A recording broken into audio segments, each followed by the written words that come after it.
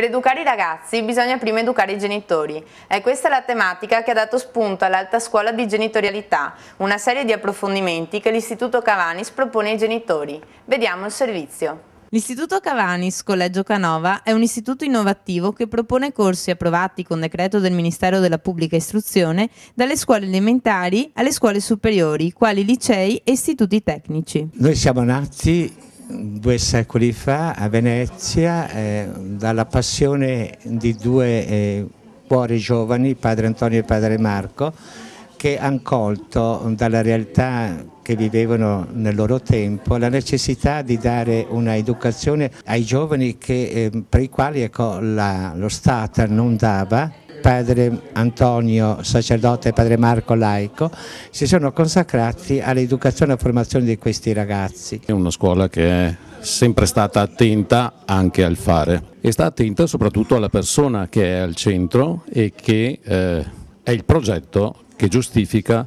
l'impegno delle famiglie, l'impegno degli insegnanti e degli studenti che costituiscono nell'insieme la comunità educante. L'Alta Scuola di Genitorialità è nata nel 2006 dall'esigenza di alcuni genitori della scuola Cavanis, e non solo, di affrontare al meglio il ruolo di genitore cercando di aumentare le competenze relazionali. La finalità è quella di facilitare la comunicazione tra le più importanti agenzie educative, famiglia e scuola. Noi genitori Cavanis affidiamo i nostri figli a una scuola che educa e vuole educare i figli in sinergia con le famiglie. Quindi nasce l'Alta Scuola di Genitorialità, che è si divide in due rami. Da un lato ci sono delle relazioni e degli incontri con professionisti a livello nazionale, di fama nazionale, e dall'altro lato ci sono dei laboratori dove dei genitori si mettono a confronto e in discussione tra di loro